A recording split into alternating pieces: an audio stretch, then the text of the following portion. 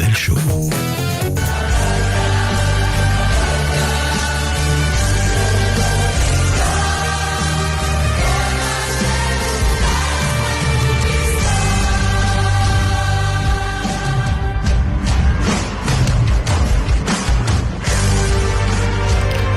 Bonjour à tous, ici Annabelle Show, vous êtes bien sur Radio J. Aujourd'hui, évidemment, vous l'aurez compris, nous sommes ensemble pour une émission spéciale, différente de d'habitude.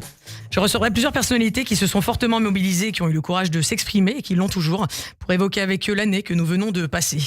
Nous sommes le lundi 7 octobre 2024. Ça fait tellement bizarre de dire ça, ça fait un an. Déjà un an ou enfin un an? Qu'est-ce qu'on a le droit de dire? On ne sait pas. Tellement notre rapport au temps a changé en un an. Notre rapport au temps, aux gens, à la vie, à tout. Un an, normalement on souffle une bougie pour fêter ça. Et là on allume des milliers de bougies pour commémorer des gens, notre famille, notre peuple, notre sang. Et on aimerait que ces bougies soient magiques et ne s'éteignent jamais, pour ne jamais oublier. Jamais oublier quand d'autres n'ont même pas commencé à y songer, voire veulent nous effacer. Le 7 octobre 2023, cette marque indélébile, cette plaie béante qui ne cicatrise pas, ces images, ces visages, ces otages qu'on a ressassés des milliers de fois dans nos têtes, cette frontière gravée entre un avant et un après. Dans la vie d'un enfant, un an, c'est l'âge où on commence à peine à tenir debout. Eh bien, c'est comme si le 7 octobre 2023, on était reparti de zéro et qu'aujourd'hui, on commençait à peine à tenir debout. Alors que des gens s'efforcent à nous faire un festival de croche-pattes. Dans ces conditions, au moins une fois que tu sais marcher, c'est du solide. En un an, on a eu le temps de pleurer, de trembler, d'avoir mal, d'avoir peur, de perdre espoir, de perdre des proches, de crier, d'être révolté, de tout envoyer valser, de rêver, de nouveau y croire, de sauter de joie et de perdre espoir encore. Donc en termes de sensations fortes émotionnelles, Space Mountain, le saut en parachute et l'élastique réunis peuvent aller se rhabiller. En un an, on a compris comment tout a pu basculer avant dans l'histoire, alors que tout le monde se posait la question, mais comment on a pu laisser faire ça? En un an, on a vu comment, du jour au lendemain, le chef de l'État peut retourner sa veste et choisir le camp de l'intérêt avant celui de l'humanité, au point de donner à un peuple l'envie de faire leur valise et d'y mettre leur propre veste. 7 octobre 2023, premier jour du reste de nos vies, pour certains d'entre nous, parce que pour d'autres, cette date évoque juste le 7e jour du 10e mois de l'année et rien de plus. Pour d'autres encore, il évoque le jour à partir duquel ils ont eu la permission de déverser leur haine en toute impunité. Comment ça va? Cette simple question que souvent on aurait aimé entendre et qu'on nous a pas forcément posée. Et quand on nous l'a posée, on avait envie de répondre « bah mal, parce que je suis perdu, j'ai peur et je sais pas où on a le droit d'habiter sur cette planète ». Et des fois, dans un élan qui se voulait être de l'empathie, on entendait un « ça doit être dur pour vous ». Parce que pour vous, ça l'est pas donc? Ok, message reçu. Vous. Mais Annabelle, comment ça se fait que les gens, ils vous aiment pas? Bah, une autre question qui se veut compatissante, mais qui cache une vraie violence. Comme si c'était à nous de leur expliquer. Ma fille, 7 ans, la semaine dernière, en pleurant, après qu'une fille de son école lui dise « T'aimes Israël? Mais c'est des monstres, ils tuent des enfants. » Maman, pourquoi les gens, ils nous détestent? Qu'est-ce qu'on leur a fait? Comme si c'était à moi de lui expliquer. Parce que le pire de toute cette histoire, c'est de devoir révéler à nos enfants que c'est dur et dangereux d'être juif. À l'âge où elle croit encore à la petite souris et aux sirènes, elle sait déjà que les faits ne viendront pas l'aider si on s'attaque aux juifs. Elle sait déjà qu'on n'a pas de peine pour les juifs. Mais maman, comment je fais à l'école si on m'embête? Bah tu te défends. Ah bah non, pardon, tu fais rien, c'est le président qui l'a dit. Parce que si on écoute le président, quand on se fait attaquer, on ferme sa bouche et on dit merci. Vous voyez ce qu'a vécu ma fille? Bah c'est antisémite et c'est pas compté dans les stats. Pourtant, quand on atteste qu'un comportement est anti-juif, on nous dit qu'on exagère. Alors que pour les coups, on est les mieux placés pour savoir ce qui est anti-juif et ce qui l'est pas. 7 octobre 2023, date officielle à partir de laquelle ça a commencé à merder. De nouveau. Oui, c'est là que c'est parti en vrille, mais n'oublions pas que on avait déjà un terrain assez favorable. Quand la plante de l'antisémitisme pousse aussi vite, c'est que la terre était fertile, voire qu'elle avait bien la dalle. On va pas se mentir, dans notre histoire, ça a souvent merdé. Tous les 70-80 ans, dans des pays différents, voire partout en même temps. En fait, c'est comme si on avait attendu que la génération de nos grands-parents, victimes, témoins de l'horreur de la Shoah, meurent ou perdent la mémoire pour que les garde-fous explosent en vol et qu'on se dise « bon, ils sont plus là, et c'est bon, on peut recommencer ». Du coup, la question que je me pose, je me demande à partir de quand on va redevenir fréquentable. Non, parce qu'après la Shoah, ça a pris un moment avant qu'on croie nos grands-parents, et puis après quelques années, on s'est mis à écrire des livres sur nous, à faire des films qui ont gagné des Oscars, puis des pièces de théâtre à succès, ça faisait des histoires palpitantes à raconter. Ah, les Juifs, c'était le bon sujet pour faire pleurer dans les chaumières et remporter des prix. Mais en un an, on a appris qu'on n'était plus des Juifs mais des sionistes, qu'on venait pas de Judée mais tous d'Europe de l'Est, que Jésus était palestinien, qu'Israël a jamais existé. Parce que, en fait, la raison d'être des Juifs, c'est de partager l'étude du livre, des valeurs d'humanisme, de ne jamais oublier et de retrouver son indépendance sur sa terre ancestrale d'Israël. C'est ça, juste, être sioniste. Non, parce qu'en fait, si on aime les juifs, mais on n'aime pas les sionistes, c'est comme si on disait « j'aime les musulmans, mais qui pratiquent pas ». Ou alors c'est comme si on disait « j'aime les femmes, sauf celles qui veulent être indépendantes ». Ou alors c'est comme si on disait « j'aime bien les noirs, sauf quand ça se voit pas trop qui sont noirs ». Bon, vous vous rappelez avant, pour être un bon juif, fallait pas aimer la Torah et aller se convertir. Et ben maintenant, pour être un bon juif, faut pas aimer Israël et faut se cacher. Du coup, si t'aimes bien les juifs quand ils aiment pas Israël, c'est que t'aimes pas les juifs en fait. Et du coup, combien de temps il faudra avant qu'on fasse des films sur les sionistes pour gagner des prix, pour qu'on écrive des pièces de théâtre sur eux, pour qu'on réalise que l'histoire a mal tourné et que plus jamais ça? Et est-ce qu'il faudra attendre de nouveau 80 ans que nos enfants meurent pour que ça reparte encore en vrille? J'espère pas. Pour dire la vérité, au moment d'écrire les mots que je vous dis hier soir, j'ai ressenti exactement la même chose qu'il y a un an. Cette angoisse, ces tremblements, ces sanglots.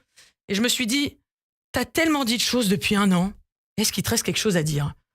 Et là, j'ai pensé à tous ceux qui ne peuvent plus parler et qui ont besoin de nous pour témoigner, pour porter leur voix, pour être leur relais. Et j'ai pensé à l'éducation nationale qui avait promis de rendre un hommage dans les écoles et qui est revenue sur ses pas. Comment veux-tu bien apprendre à nos enfants le passé quand tu ne leur enseignes déjà pas le présent? Un an, 365 jours, 31 536 000 secondes. Maman, quand est-ce que ce sera fini la guerre et qu'on libérera tous les otages? Tu comptes jusqu'à 31 563 000 et après, tu continues de compter encore parce que visiblement ça suffit pas. Mais maman, moi je sais compter que jusqu'à 100. Tu sais quoi ma chérie, tu vas apprendre à compter. Apprendre à compter déjà jusqu'à 1300. C'est le nombre de femmes, hommes et enfants qui se sont fait assassiner et mutiler et à qui on rend hommage aujourd'hui. Et puis tu vas aussi apprendre à compter jusqu'à 6 millions. Mais ça, je t'expliquerai pourquoi quand tu seras un peu plus grande. Et puis tu apprendras à compter jusqu'à 15 millions. Comme ça, tu sauras le nombre qu'on est. Et que sur 8 milliards, pour certains, on est déjà trop. Et tu apprendras aussi que c'est pas les plus nombreux qui ont forcément raison, et qu'on a toujours été là, et qu'on sera toujours là, et que de génération en génération, on portera toujours en nous cette âme de déraciné, de cet arbre généalogique qu'on essaie tant bien que mal de faire repousser et de planter sur la terre promise. Et tu apprendras aussi encore une chose, qu'on ne trahit pas une promesse. Les amis comme Michel Blanc nous a quittés tristement cette semaine, et que la vie ne sera jamais plus un paradis blanc. Je dédie ces quelques mots à toutes ces âmes, à leurs familles, aux otages et à toutes les personnes qui se sentent concernées et qui espèrent que la paix reviendra. Sur la fameuse chanson de Michel Berger.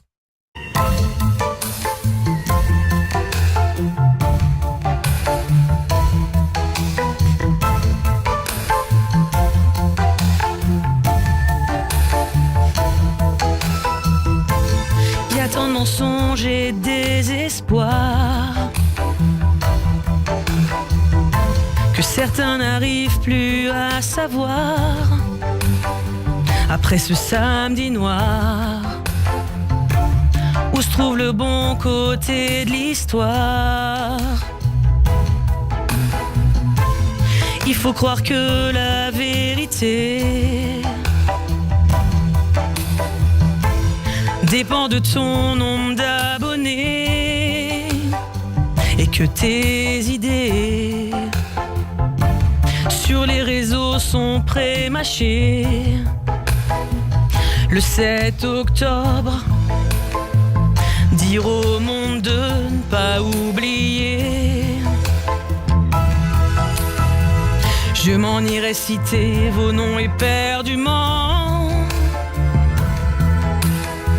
pour vous garder en mémoire parmi nous les vivants et pour faire perdurer vos beaux visages d'enfants. Je m'en irai coller vos portraits bien en grand. Priez pour votre tour inlassablement, pour qu'on puisse faire semblant que la vie est comme avant, comme un paradis blanc.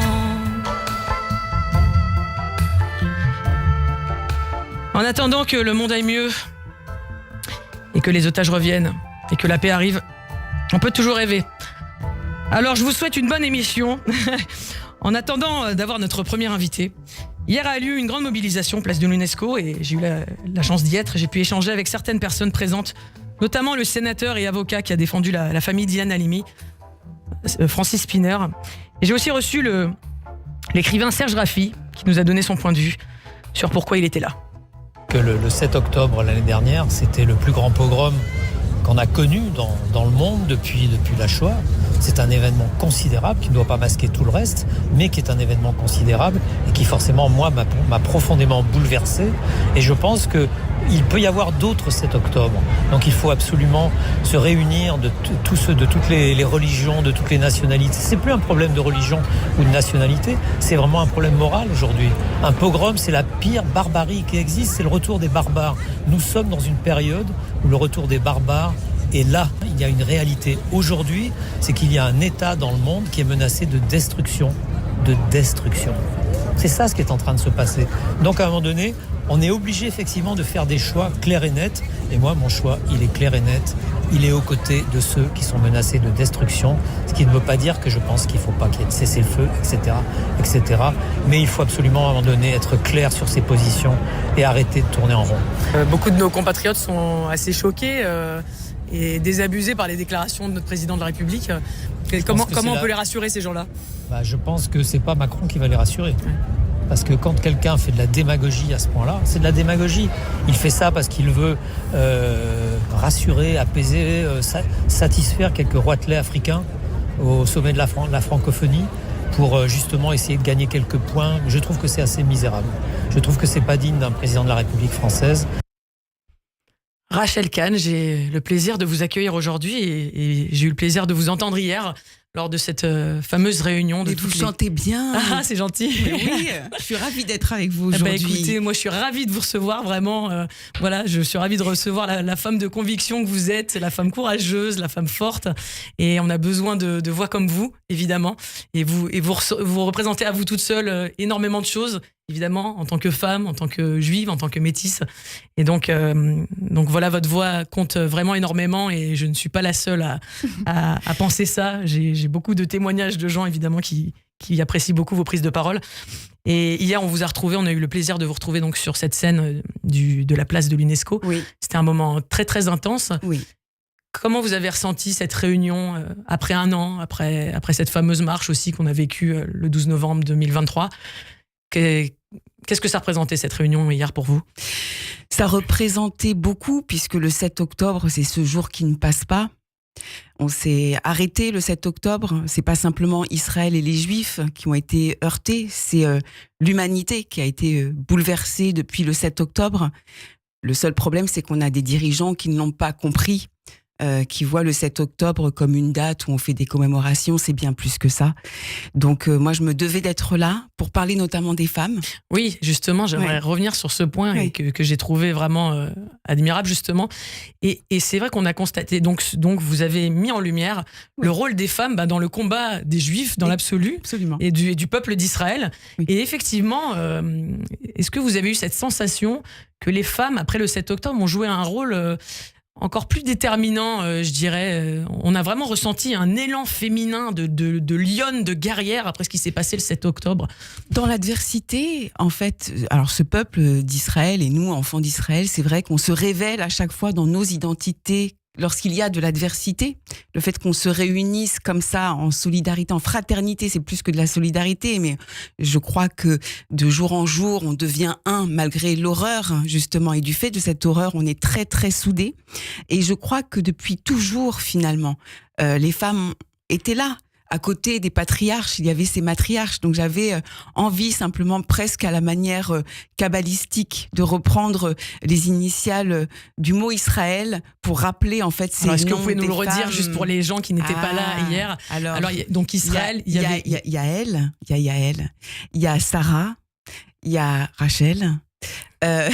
Évidemment, comme vous. Voilà, il y a Abigail, il y a Esther et il y a Léa. Donc Israël. Évidemment, et c'est vrai que c'est assez symbolique, cette réunion de femmes qui représente... Je sais que certains me diront que dans ce mot, il y a normalement les certains noms de patriarches, mais moi j'avais envie justement de rappeler... Mais on l'a déjà beaucoup dit ça, oui. qu'il y avait les patriarches. Eux, on fait appel à eux tous les jours, dans les prières, etc. Non, et puis on a vu aussi quand même ces vidéos qui ont circulé le 7 octobre. J'ai eu l'occasion de rencontrer Mi Hachem, j'ai rencontré sa maman, j'ai rencontré aussi Ayelet, la maman de Nahama. Nahama, c'est cette vidéo terrible, cette jeune femme, vue, bien sûr, qui sort avec, du 4x4. Avec son jogging en sang. Ces femmes aussi qui ont pris la parole, ces mères de soldats qui sont tombées, mais avec une dignité, un courage. On n'a pas le droit de flancher quand on a ces femmes-là qui prennent la parole. Il y a ces cris aussi de femmes qui appelaient à la frontière leurs enfants. La maman d'Hersch, par exemple. Évidemment, on se souvient tous de ce cri de désespoir. Ce cri animal. Ouais.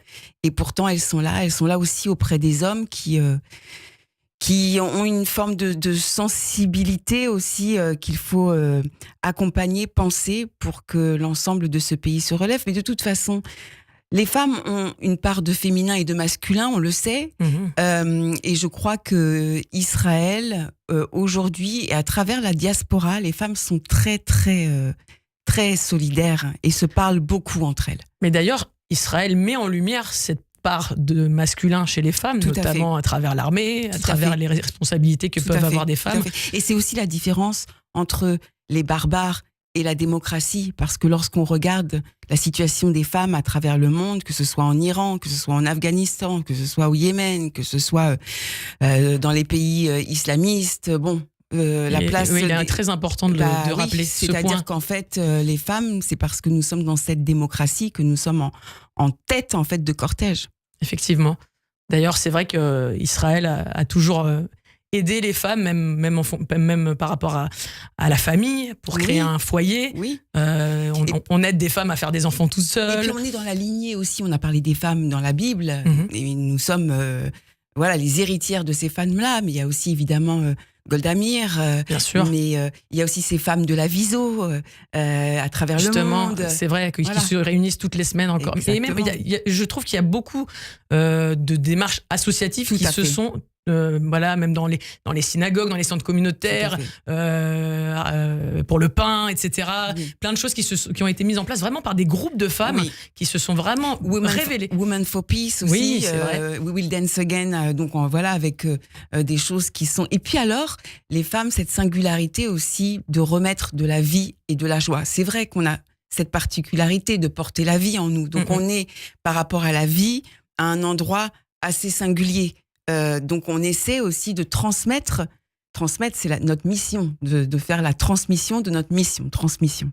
C'est vrai, et de transmettre aussi cet espoir. Il y a une espèce d'esprit à la fois guerrier, mais à la fois qui essaye de pacifier un peu. Ça fait du bien de parler avec vous, parce que vous voyez, aujourd'hui, je me suis réveillée, comme à mon avis tout le monde, les auditeurs, dans un état catastrophique. Oui, je suis contente de parler de Moi, je me suis même pas réveillée, pour vous dire la vérité, j'ai même pas dormi cette nuit. Mais voilà, effectivement, je sais. On a tous eu ce flashback d'effets, de symptômes qui nous est revenu en plein visage. Et c'est ces douleurs qu'on ressent, dans le corps, mentalement et dans le corps, effectivement. Oui. Et justement, j'aimerais un peu revenir sur cette année que vous avez vécue. Qu'est-ce que, évidemment, on s'est pris beaucoup de claques, mais comme vous venez de le dire, il y a aussi des belles choses. Et j'aimerais aussi mettre l'accent sur les choses positives que vous avez retenues de cette année. Vous avez raison. Dans l'adversité. Qu'est-ce qui vous a marqué? Par exemple, évidemment, des rencontres, comme vous avez pu le dire, des mamans d'otages. Oui, des rencontres, des retrouvailles. Je sais qu'on a perdu beaucoup d'amis, mais il y a aussi des retrouvailles. Beaucoup de messages, et notamment en France. Les Français sont très solidaires d'Israël et des Juifs, très, très solidaires.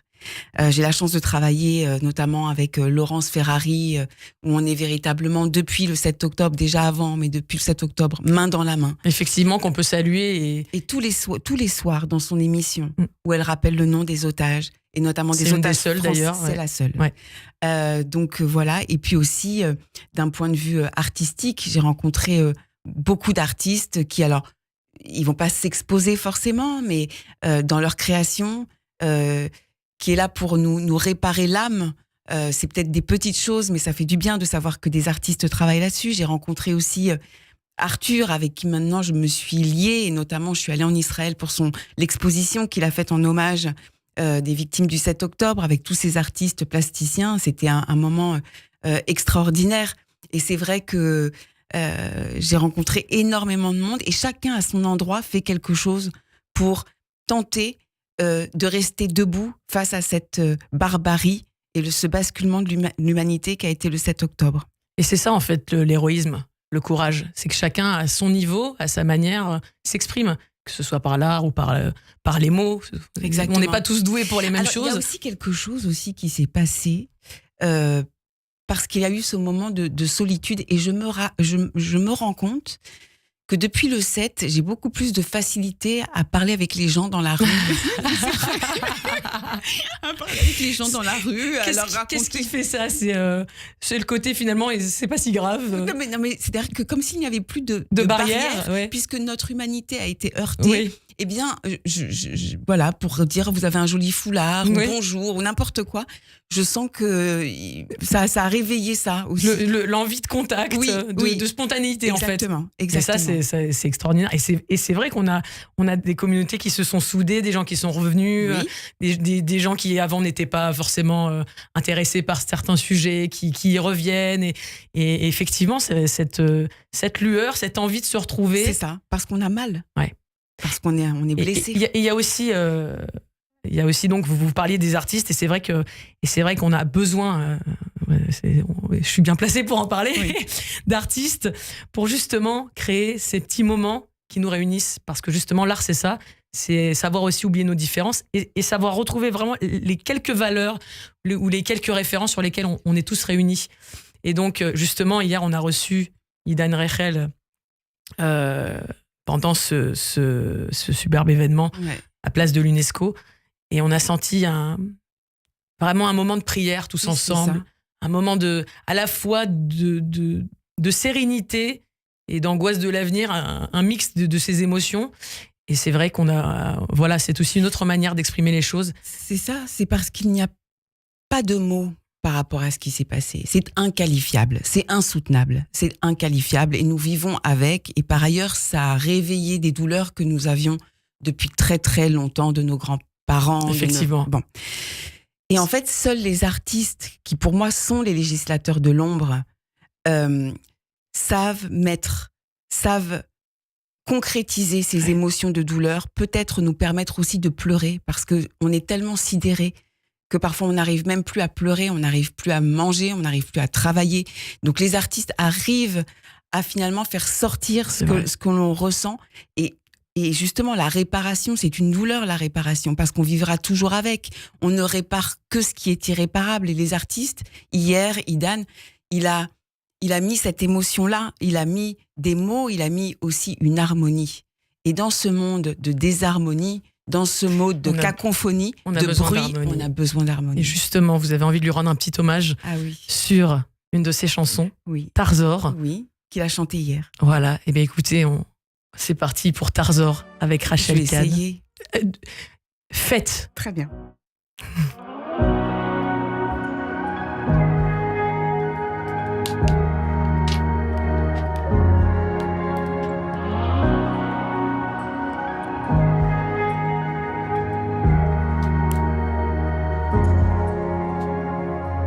השעות היפות שלא נותנות לזמן לרוץ, הרגליים הכבדות שלא מוצאות סיבה ללכת, הימים והלילות כמו הפנים שבתמונות, הכל עוצר מלכת שאתה לא כאן, ומתעוררת לחלום ומרגישה עוד מה קרוב, אז קוראת לך מתוך הלילה, תחזור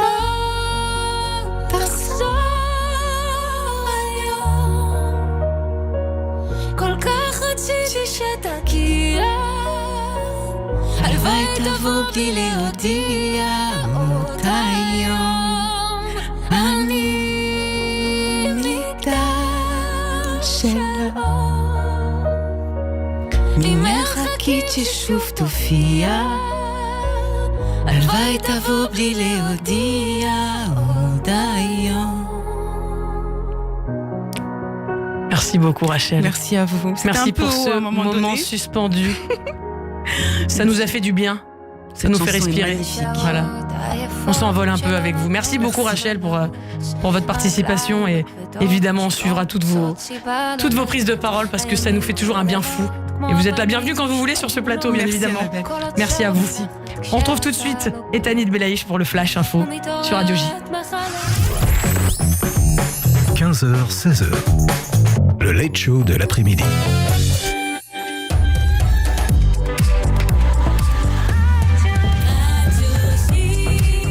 Il est 15h30, c'est l'heure du flash avec Etanit Belaïch.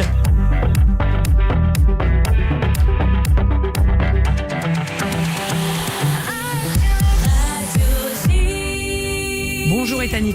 Bonjour Annabelle, bonjour à tous. Tsahal annonce la mort d'un soldat israélien dans le nord de l'État hébreu, Aviv Magen, un sous-officier de réserve de 43 ans qui a été tué lors de combats à la frontière libanaise. Une nouvelle mort qui porte à 13 le nombre de soldats tombés sur le front nord depuis le lancement de l'offensive contre le groupe chiite. Joe Biden se dit totalement engagé pour la sécurité d'Israël. Le président américain a tenu à rappeler son soutien à son allié un an après les massacres du 7 octobre. Dans un communiqué publié aujourd'hui, l'histoire retiendra aussi le 7 octobre comme une journée noire pour les Palestiniens à cause du conflit que le Hamas a déclenché, a-t-il ajouté. Le président turc rappelle lui sur le réseau social X son opposition au gouvernement de Benyamin Netanyahou. Israël paiera tôt ou tard le prix, je cite, du génocide qu'il commet depuis un an et qu'il poursuit, a-t-il affirmé, donc sur le réseau social X. En déplacement à Jérusalem à l'occasion de l'anniversaire des massacres du 7 octobre, le ministre des Affaires étrangères fraîchement nommé Jean-Noël Barrot a résumé la position de la France. Le temps de la diplomatie est venu. La force seule ne peut suffire à garantir la sécurité d'Israël. Michel Barnier reçoit cet après-midi à 16h des familles d'otages franco-israéliens à Matignon. Le Premier ministre ainsi que plusieurs membres du gouvernement se rendront également à la cérémonie organisée par le Conseil représentatif des institutions juives de France, le CRIF, ce soir au Dôme de Paris. Enfin, dans une lettre adressée aux catholiques du Moyen-Orient, le pape François a fustigé les grandes puissances pour leur inefficacité à obtenir un cessez-le-feu dans la région. Il y a un an, la mèche de la haine a été allumée. Elle ne s'est pas éteinte, mais s'est embrasée dans une spirale de la violence, a écrit le souverain pontife. Le pape qui appelle à une journée de prière et de jeûne en faveur de la paix dans le monde. Merci Etanit, on vous retrouve à 16h pour le journal. Restez avec nous sur Radio J pour la suite du Annabelle Show spécial 7 octobre. Nous recevrons tout de suite Franck Tapiro. Le Club Imo Radio J, Marc Ezrati. Radio J. Bonjour, c'est Marc Ezrati. Je vous donne rendez-vous tout à l'heure à 16h20 pour le Club Imo. Rejoignez-moi pour un tour de l'actualité de l'Imo, des analyses éclairées et les discussions passionnantes avec les meilleurs experts du secteur. Le Club Imo, c'est votre rendez-vous incontournable. À tout à l'heure, 16h20 sur Radio J. Radio J. Ça, c'est uniquement sur Radio J. Radio J. Radio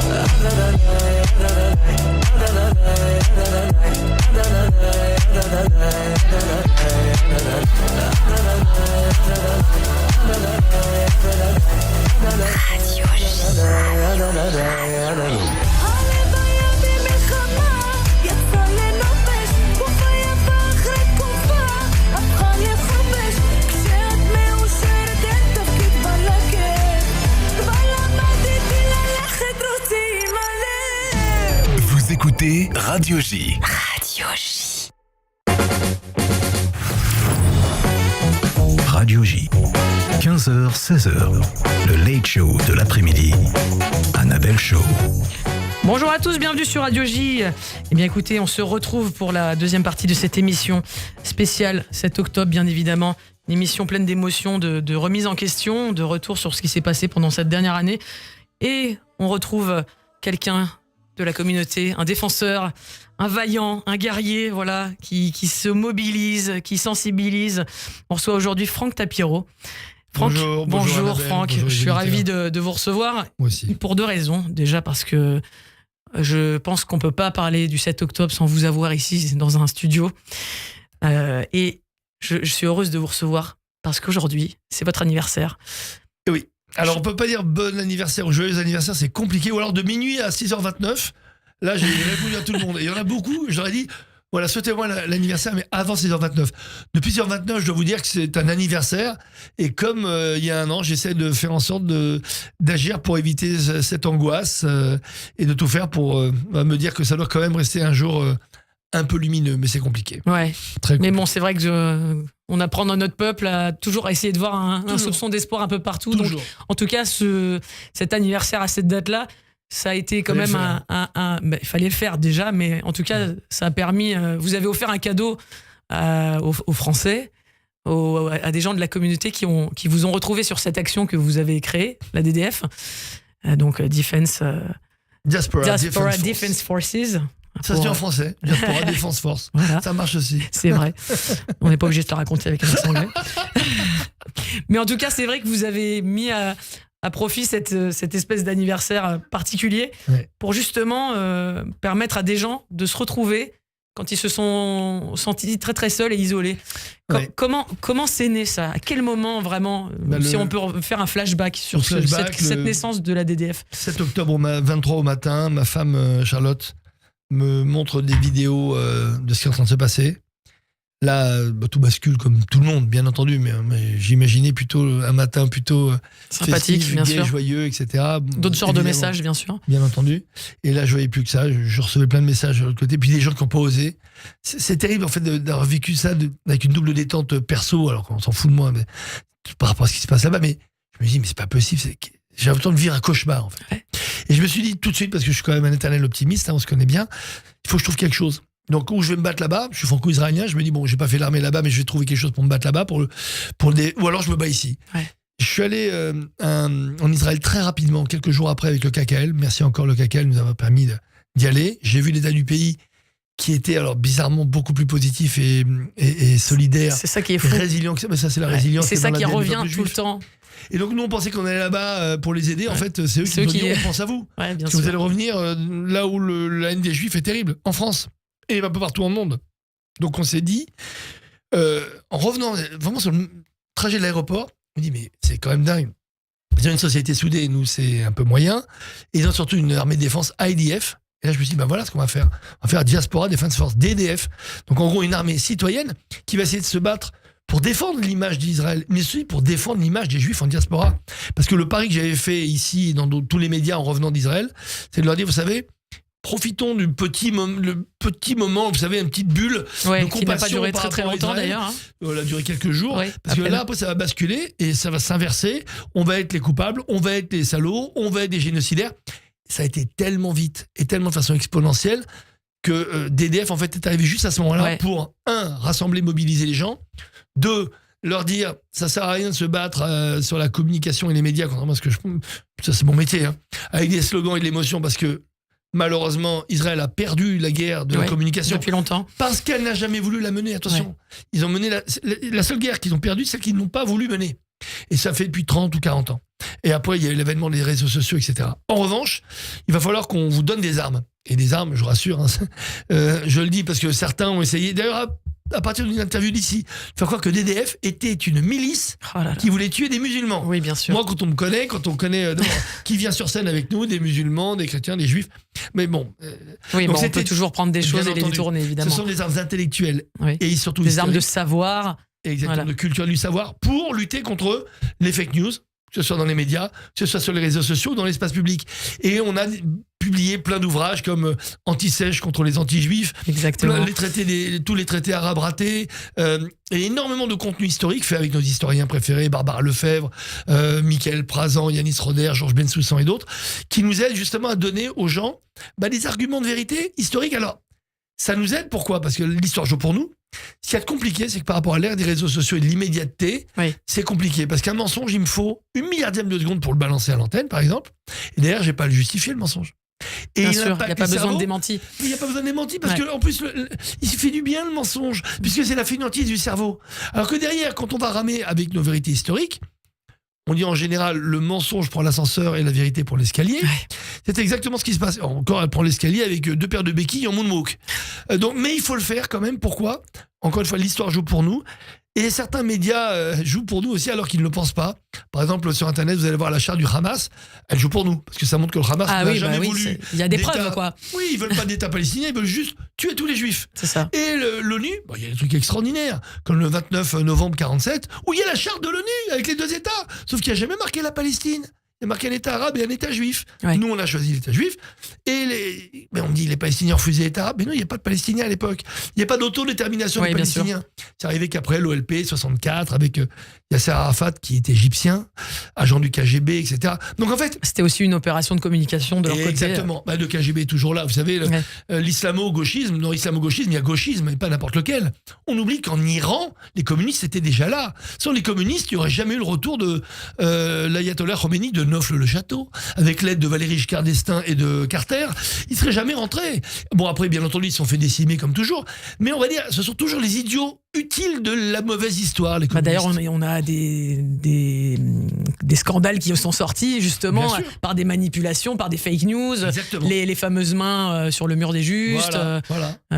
Et donc DDF sert à ça, c'est à remettre de la vérité historique, pas de la vérité d'opinion et d'argument, parce que quand on est juif, vous savez, je le dis tout doucement, mais pour nos auditeurs, attention, on est tous suspectés d'être des agents du Mossad. Oui. Voilà. Donc, de toute façon, et d'ailleurs, on... oui, de toute façon, toi, t'es pas objectif, toi, t'es juif. Voilà, donc, en gros, les gens font le lien Israël, sioniste, juif.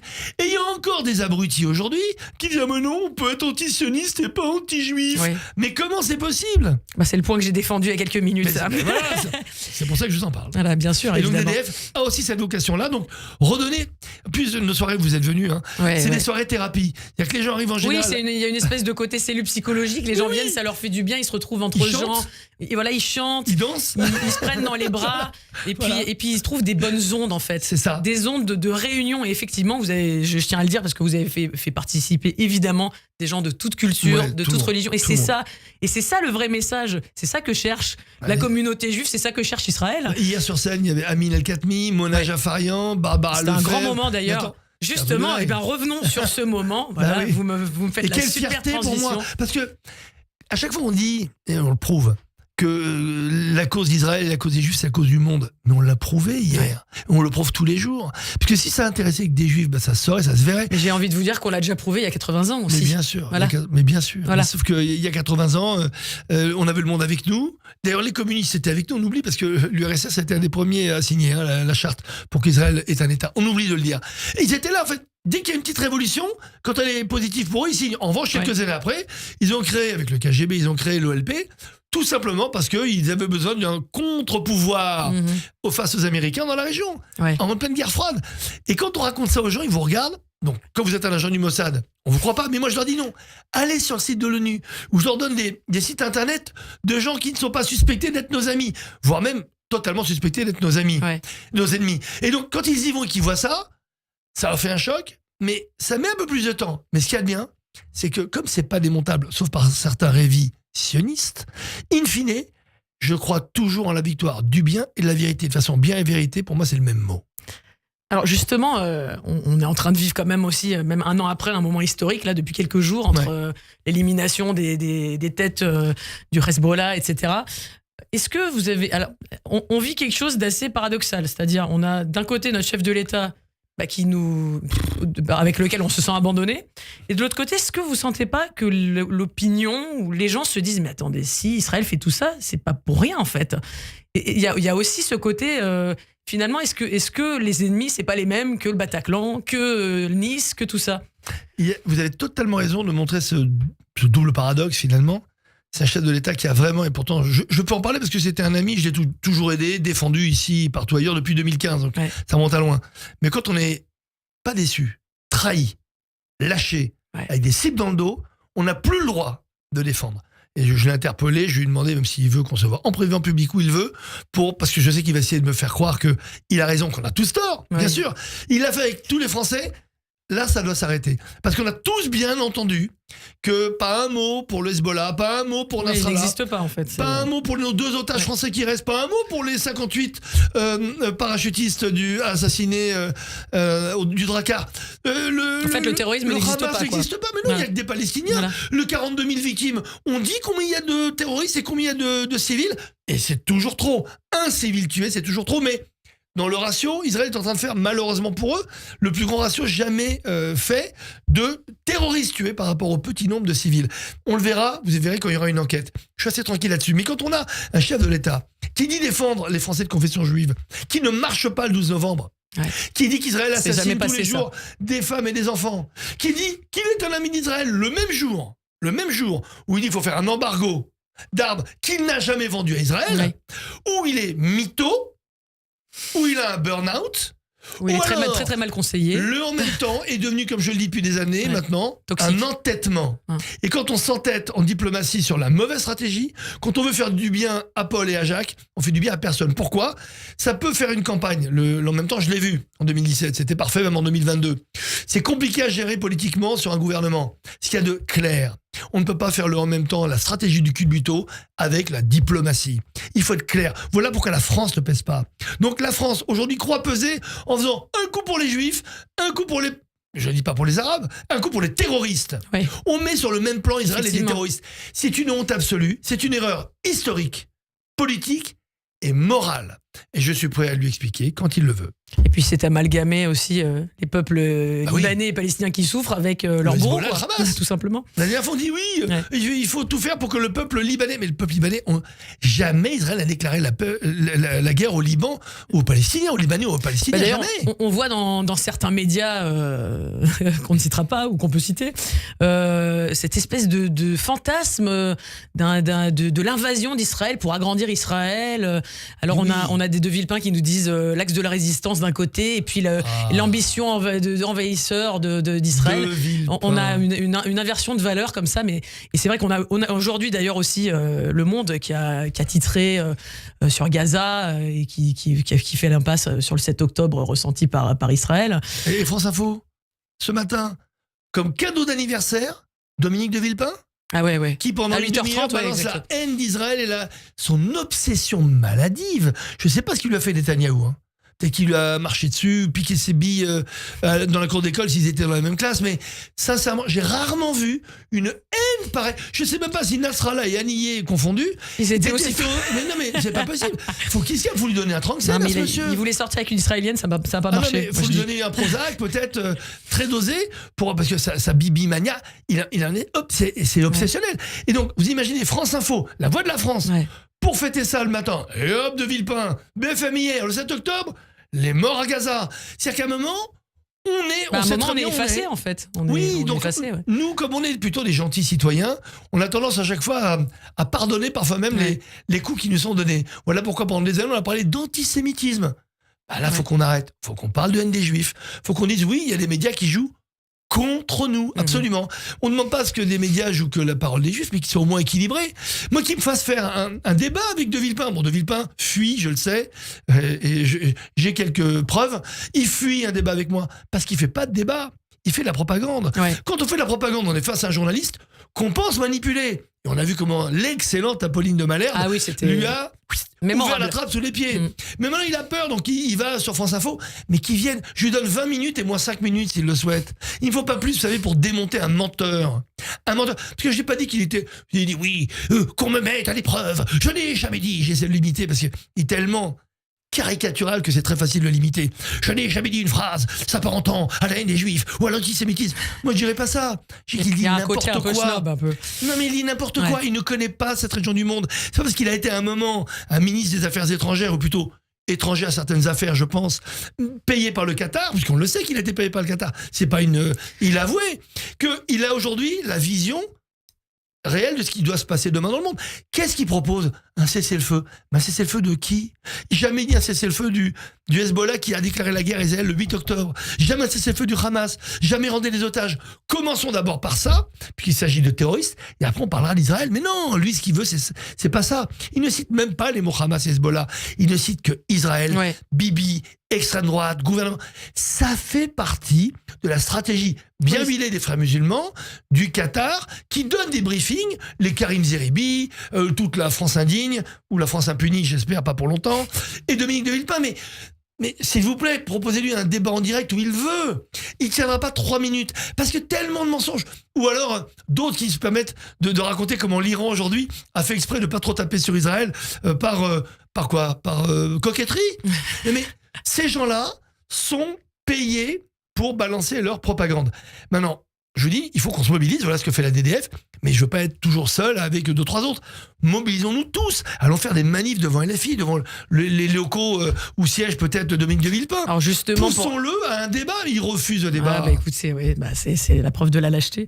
Pour Bah revenir oui. sur la mobilisation, du coup, qu'est-ce que donc on a assisté à une magnifique mobilisation hier Ouais. avec voilà des gens enflammés de Ouais. tous horizons, Ah oui. des artistes, des journalistes, etc. Qu'est-ce que vous avez pensé de ce moment? Déjà, merci au de KKL d'avoir organisé et fédéré tous les collectifs autour de la scène pour présenter ce moment magique. Pourquoi moment magique? Parce qu'il y avait à la fois énormément de dignité et en même temps de l'intensité. Il y avait les deux. Je trouve qu'il n'y avait plus d'inquiétude. Ils sont arrivés inquiets, les gens. Mais il y a eu une espèce de magie qui s'est passée sur scène avec ces artistes, avec Idal Rachel au piano, Amir qui a chanté une chanson avec lui en arabe, Arthur qui est venu dire un mot, tous les chroniqueurs qu'on adore, Amin El Khatmi, Céline Pina, Mona Jafarian, Barbara Lefebvre, Nathan Dever, Sarah Salman qui a enflammé la foule, enflammé la foule, et tous les autres. Et puis présenté bien entendu par Steve Sussa et ma femme Charlotte, et les deux ont fait un boulot incroyable. Il y a eu une espèce de magie. On a vu des jeunes aussi. On a vu des jeunes, une chorale de jeunes, une chorale d'enfants. Voilà. Et en fait, il y a eu toutes les sortes d'émotions. Et c'est ça qui est très intéressant. Il fallait surtout pas faire un événement populaire plombant. Il fallait faire un événement populaire digne, respectueux, mais en même temps avoir toutes les typologies d'émotions. Il y a des moments où les gens chantaient, ont dansé, ont pleuré, se sont tus, ont crié, ont hurlé, ont sifflé. Eh bien, c'est ça être juif. Pour moi, hier, c'est un vrai rassemblement juif. Ouais. Et pourtant, il y avait des musulmans, il y avait des valeurs juives en tout cas. Deux ou trois imams, des chrétiens, l'amitié judéo-chrétienne. Mais des valeurs juives, c'est quoi? C'est ces valeurs judéo-chrétiennes qu'on adore, c'est tous les stades de l'émotion. La résilience. Voilà, la résilience. Sortir de cette sidération qui est la nôtre depuis un an pour montrer qu'on est debout. D'ailleurs, c'était Je suis debout, hashtag Je suis debout, le titre de l'événement. Et montrer que, ben voilà, maintenant on va se battre, on va résister, on relève la tête. Si on est en diaspora, c'est pour y rester. Je peux vous dire que les ennemis des juifs commence à partir parce que nous on bougera pas et on va leur montrer avec notre Puis on en a vu mobilisation. d'autres. On en a vu d'autres. Ils nous font jamais partir parce que d'abord on est chez nous, qu'on est des citoyens français depuis 1791, qu'on a toujours été des citoyens modèles. Nous on prie pour la République française tous les samedis matins dans toutes les synagogues de France et c'est pas prêt de s'arrêter. Donc encore une fois, les citoyens modèles ils ne bougeront pas. C'est vrai ici, c'est vrai en Allemagne, c'est vrai partout dans le monde. Tous les juifs sont en train de relever la tête parce que c'est inévitable, vous savez, on défend des valeurs universelles, on défend des valeurs partagées par le plus grand nombre, qu'on soit juif ou non juif, c'est pas grave. Et hier, on a fait cette démonstration. Ça s'est passé dans une dignité, vous avez vu, il n'y a pas eu de débordement. Non, même les siffles, il y a eu quelques personnes sifflées comme le chef de l'État, mais ça a duré quoi? Quelques secondes. Et tout de suite, on est repassé à quelque chose de noble. Voilà, je trouve qu'on a fait une belle démonstration. Ce soir, il y a le CRIF aussi qui organise un événement plus institutionnel au Dôme. Et je pense qu'on aura monté cette dignité, cette force, ce courage. Vous savez, le slogan de DDF, c'est seul mais ensemble. Mais on a vu que depuis hier, on était un petit peu moins seul parce qu'on est ensemble. Bah écoutez, mon cher Franck, pour votre anniversaire, je vous souhaite que tout ce que vous venez de me dire, que cette force, que cette solidarité et que ce fait de jamais plier, de rester debout, se réalise. On reste là et on bouge pas. On bouge pas. Am Israël Chai, merci beaucoup Franck. Merci beaucoup, merci beaucoup. Mais écoutez, on va recevoir maintenant une autre personnalité qui s'est exprimée, qui s'est mobilisée au sujet aussi des femmes. On reçoit Sarah Barouk. Voilà, bonjour Sarah, bienvenue. Coucou. Bienvenue pour cette émission particulière. Voilà, je tenais à vous recevoir parce que vous vous êtes voilà, montrée très forte et très courageuse et vous vous êtes beaucoup exprimée après le 7 octobre. On connaît votre combat, notamment par rapport aux violences faites aux femmes. Et évidemment, c'est un combat qui s'est ajouté à celui de l'antisémitisme et à celui de la guerre en Israël. Et effectivement, vous qui avez l'habitude de fréquenter ces cercles féministes, vous êtes tombé de haut, je dirais, j'imagine. Ouais, comme beaucoup, je me suis sentie très seule et très juive du coup, ce qui n'était pas au cœur de ma vie jusque-là. Non pas que j'ai renié cette partie de mon identité, mais je fais partie de ceux qui sont toujours allés chercher à l'extérieur, en fait, pour accoucher de soi-même, comme on dit. Et j'ai eu l'impression d'y parvenir jusqu'au 7 octobre, où finalement, être juif a pris le devant, d'abord pour les autres, et puis du coup pour moi ensuite, parce qu'il a bien fallu répondre. Effectivement. C'est vrai qu'on a tous été ramenés comme ça à cet aspect de notre personne, de notre identité. J'imagine que dans votre combat, il y a même des gens qui ont dû vous dire mais je m'imaginais même pas que tu étais juive ou enfin voilà, c'est vrai qu'il y a des gens comme ça parce que c'est pas forcément voilà, on est multiples comme vous l'avez dit, on n'est pas qu'une religion quel bilan vous faites sur cette année du coup vous avez notamment vécu ces moments assez intenses et douloureux des manifestations pour les violences contre les violences faites aux femmes où vous avez dû être exfiltré. Comment après le recul vous revenez sur cet événement-là et qu'est-ce qu'on peut essayer de faire encore pour sensibiliser les gens là-dessus? Je m'interroge de plus en plus, en fait, je vais pas refaire l'historique, on a déjà eu l'occasion d'en parler ensemble, mais comment se fait-il que les Juifs monopolisent autant d'attention, en fait? Comment se fait-il que cette guerre, alors qui nous concerne, mais parce qu'on la vit de manière charnelle, enfin moi, la moitié de ma famille vit en Israël, c'est pas quelque chose que je m'invente. J'ai réellement mon frère au téléphone chaque fois qu'il y a des roquettes, chaque fois qu'il y a des bombes. J'ai réellement mes parents qui sont coincés une fois sur deux, qui peuvent pas rentrer en France. Donc c'est pas éloigné de moi. Et ce que je ne comprends pas avec toutes ces féministes qui associent le mouvement féministe au mouvement décolonial dans leur perception de ce qu'est la colonisation, encore une fois, c'est qu'en fait elles font ce combat, qui ne les touche absolument pas. Ce qui est totalement paradoxal. C'est-à-dire... Ce qui est totalement paradoxal. Enfin, je veux dire, ou alors il faut faire la même chose avec tous les autres, mais je ne crois pas les avoir vus s'exciter. Oui, il y a une petite exception. Ouais. Voilà, et bon, c'est pas à vous que je dois refaire cette démonstration-là non plus, mais j'en ai pas vu beaucoup piétiner des drapeaux russes dans les manifestations féministes. En fait, je ne vois pas le rapport. Et là, en revanche, c'est le cas. C'est le cas et je ne m'explique pas pourquoi. Oui, il y a un espèce de laisser-passer par rapport à Israël, quoi. Et je me demande, en fait, d'où vient cette autorisation, en fait, qu'on a le droit, parce qu'en face ce sont des juifs, de juger, qu'on a le droit, parce qu'en face ce sont des juifs, de menacer, de faire ces intrusions extrêmement violentes, sans en avoir rien à faire des conséquences. Enfin, moi, demain, même si j'ai l'impression d'être droite dans mes bottes en faisant de la géopolitique, alors que je ne suis pas géopoliticienne, et que je vois qu'il y a des tonnes d'enfants qui se font insulter, tabasser dans les écoles, qu'il y a des jeunes filles qui se font violer à cause, finalement, des paroles que je peux avoir, j'arrête un moment, quoi. Non, là, en fait, c'est de pire en pire. C'est fou. Et je ne comprends pas, en fait, de quelle manière ça peut leur permettre de se sentir vivants, d'aller critiquer quelque chose qui n'est pas leur combat. C'est ça, comment on peut se sentir légitime sur quelque chose qui ne nous concerne pas. Juste pour finir, est-ce que vous avez quand même quelque chose de positif que vous retirez de cette année? Une rencontre, une association, quelque chose pour avoir une lueur d'espoir?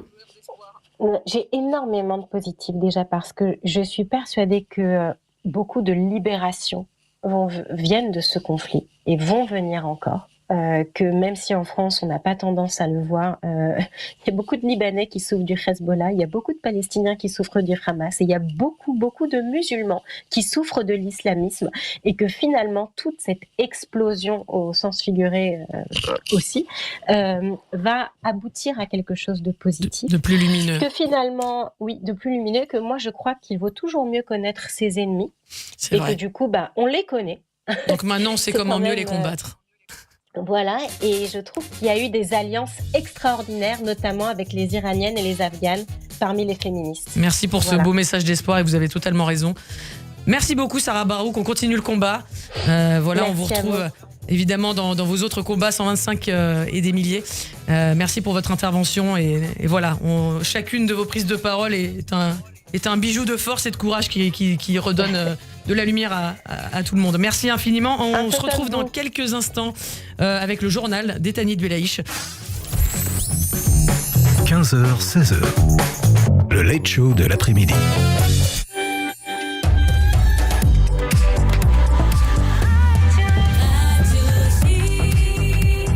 Bonjour à tous, bienvenue sur Radio J, il est 16h, c'est l'heure du journal avec Etanit Belaïch.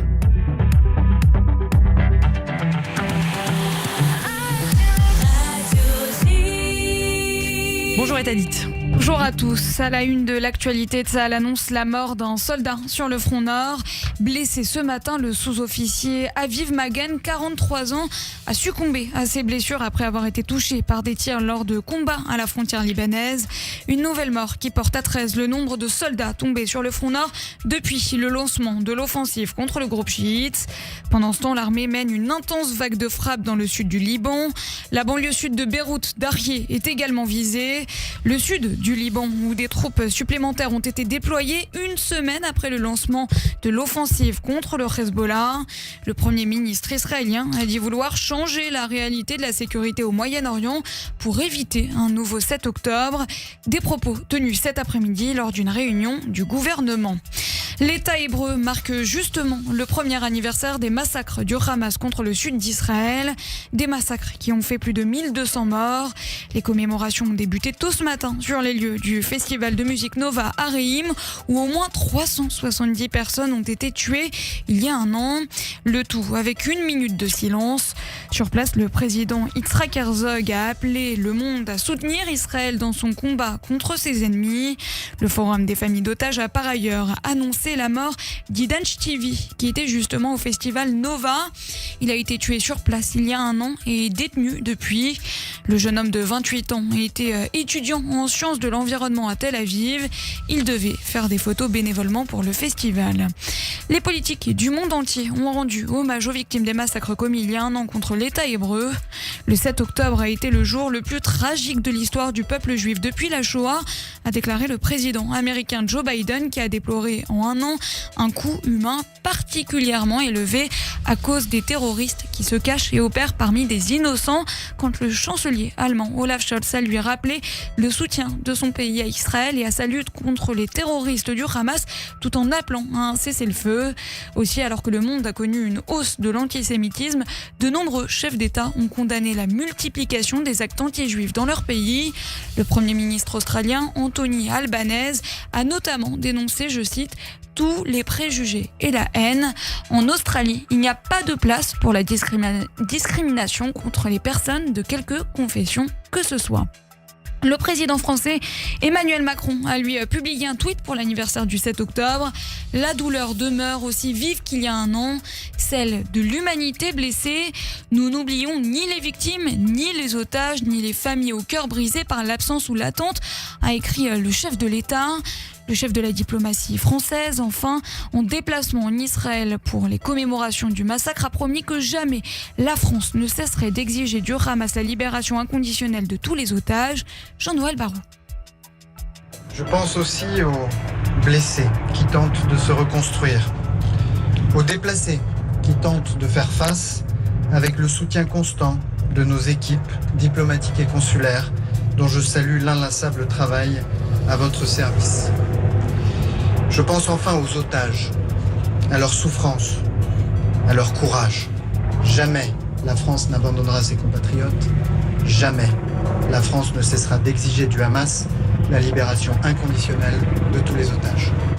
Le ministre français des Affaires étrangères Jean-Noël Barrot ce matin en déplacement dans le sud d'Israël. Le CRIF organise ce soir une cérémonie pour rendre hommage aux victimes du 7 octobre. Quelques 4000 personnes sont attendues au Dôme de Paris pour cette cérémonie où des vidéos et des photos d'otages seront diffusées. Nous avons le sentiment que le 7 octobre a constitué une régression dans l'histoire, a estimé le président du Conseil représentatif des institutions juives de France, Jonathan Arfi.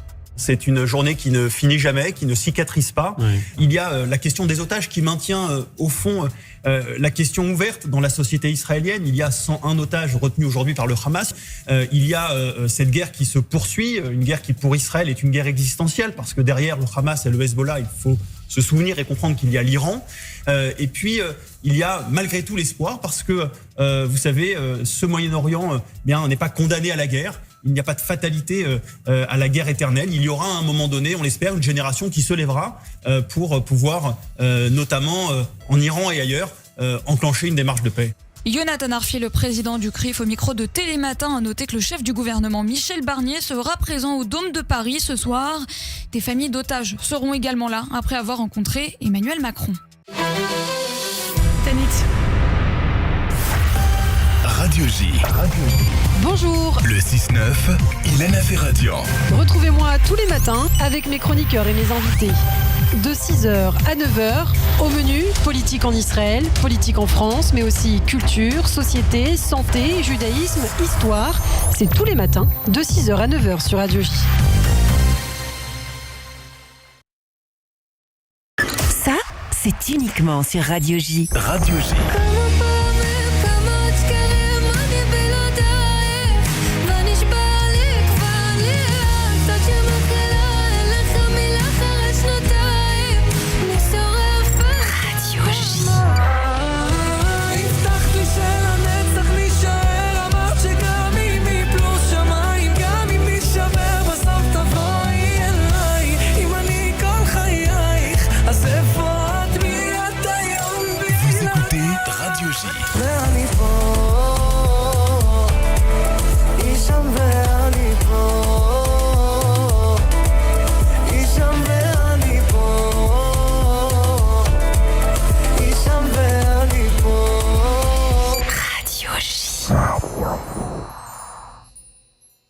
Ça, c'est uniquement sur Radio J. Radio J.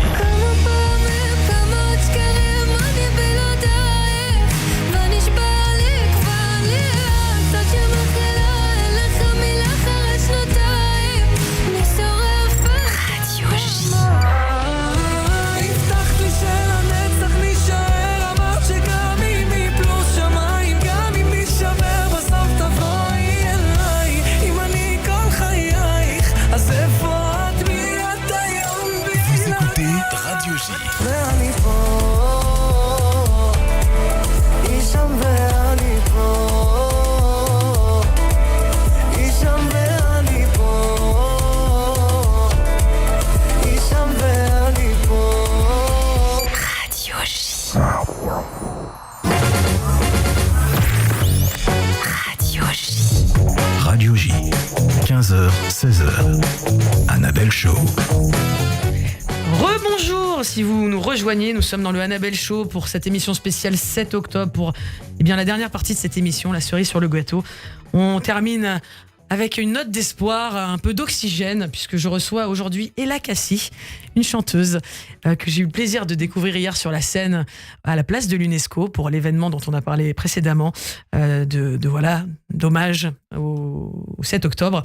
Et donc Ella nous a chanté Danser encore. Dites-nous ce que c'est Danser encore, Ella. Bienvenue. Merci, bonjour à tous, bonjour Annabelle. Merci pour l'invitation. Avec plaisir. Alors, Danser encore, c'est un hymne à la résilience, pour la paix et pour l'amour. Voilà, en résumé. Alors, on a eu le plaisir de vous retrouver donc hier sur cette scène. Et donc, pour préciser, c'est une adaptation en français, oui, donc de la fameuse chanson Hurricane qui a fait le tour du monde, notamment à l'Eurovision avec Eden Golan. Et c'est vrai que donc hier, c'était votre première fois en live sur scène. Comment ça s'est passé? Qu'est-ce que vous avez ressenti? Alors déjà beaucoup d'émotions pour une première fois. J'ai pensé bien évidemment aux victimes puisque j'ai été touchée moi-même au sein de ma famille. Donc beaucoup d'émotions et heureuse d'avoir pu apporter mon soutien grâce à votre voix. Voilà. Justement, on a parlé dans cette émission de l'importance des artistes dans ces moments un peu troubles qu'on peut connaître dans nos sociétés. Et effectivement, vous avez ce rôle de réunir, en tout cas c'est ce qu'on a ressenti hier, de réunir comme ça dans un souffle les gens vers une même émotion. C'est quelque chose qui vous tenait à cœur à travers cette chanson? Tout à fait, tout à fait. Quand on a discuté de cette proposition de reprendre le tube d'Eden, à notre tour, enfin du coup à mon tour, pouvoir essayer de, comment dire, de lancer une autre manière, peut-être moins politisée que Den, puisque ça a été censuré. On a voulu élargir en fait au niveau du texte et voilà. Un message de lumière. Voilà, un message universel. Ouais, sur la résilience, sur se relever. Exactement. Et puis ça reprend, Danser encore, ça reprend cette fameuse phrase We will dance again c'est ça, tout à fait. De Miachem, j'imagine. Oui. Et donc les paroles étaient de Fabrice Haddad. Et on a avec nous Nicolas Delassus. Alors, on enlève le 2.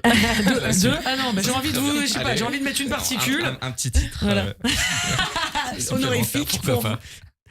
Alors dites-moi. Alors, moi j'ai eu la chance de faire l'arrangement sur la chanson. Fabrice avait proposé le texte et j'ai voulu simplifier un petit peu l'arrangement de base. Rester sur un piano au départ pour vraiment faire ressortir la voix d'Ella. Et ressortir ses mots. Et ressortir les mots. Assez fort. Ouais. Alors, il a tout donné. C'est vrai. On va justement, suspense, on va laisser aux auditeurs le plaisir justement de vous découvrir en exclusivité sur Radio J pour ceux qui n'étaient pas présents hier, parce que vous allez nous interpréter en live Danser encore. C'est Ella Cassie, Danser encore, dans le Annabelle Show sur Radio J.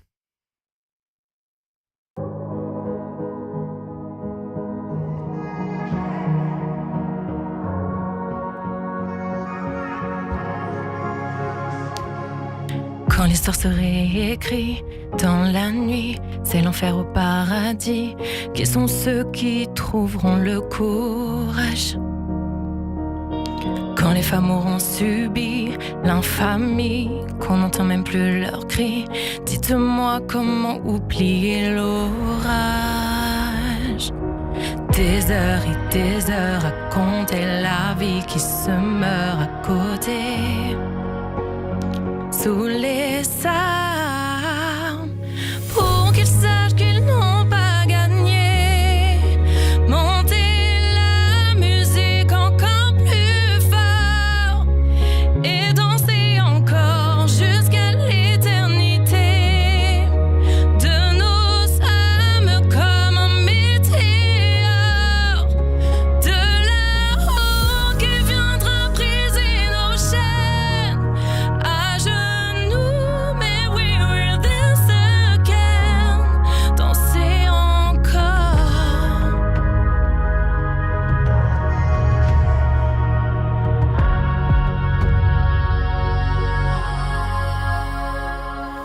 Combien seront nos amis dans l'oubli? Tous ceux qui auront choisi de garder dans le cœur la mémoire. Des heures et des heures à tenter d'essayer de trouver la paix dans les larmes, pour qu'ils sachent qu'ils n'ont pas gagné. Montez la musique encore plus fort et dansez encore jusqu'à l'éternité.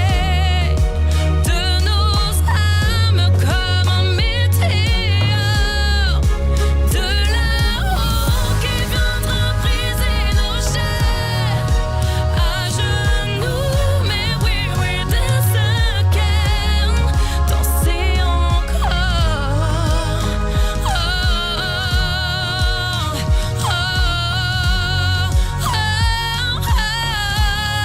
Danser encore.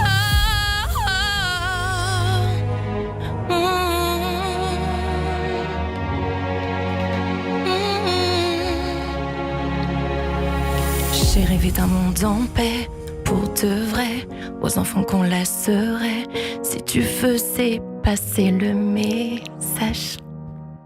Bravo! Oh là là là là! Quelle émotion dans ce studio. Merci. J'applaudis. Bon, j'ai envie voilà, on est en intimité dans ce studio, mais vous m'avez chanté comme si on était dans un zénith, comme hier, quoi.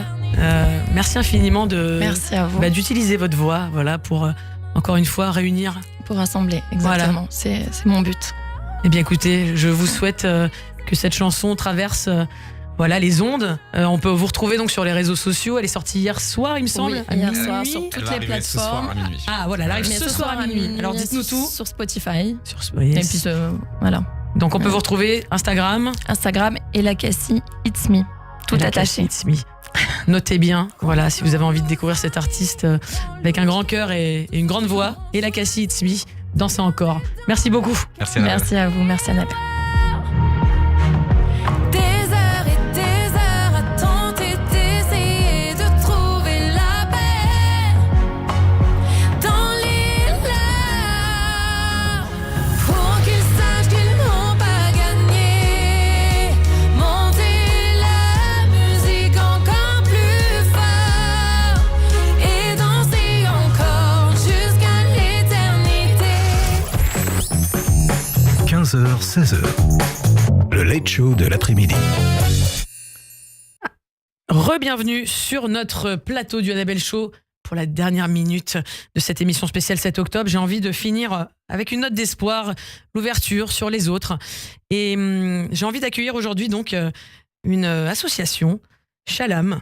Shalom, c'est le mix entre Shalom et Salam. Bonjour Naomi, bonjour Mehdi. Voilà, j'ai envie de vous accueillir parce que je vous ai découvert sur les réseaux sociaux et j'aimerais que vous nous parliez de Shalom et voilà, ça fait très plaisir de vous voir. Vous êtes lumineux, très bien assorti.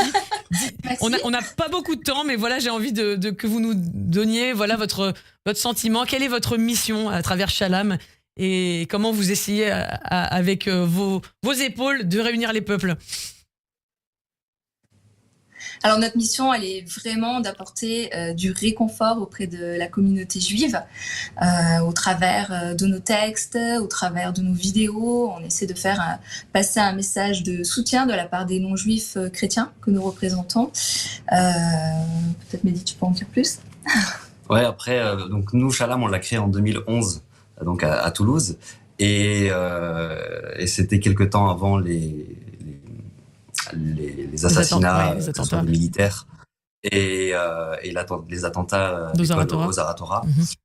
Et donc, on voulait déjà, avec des pasteurs et des laïcs, travailler sur l'antisémitisme, l'antisionisme. On voyait au Mirail que ça commençait quand même à ressurgir et on a été touchés de plein fouet.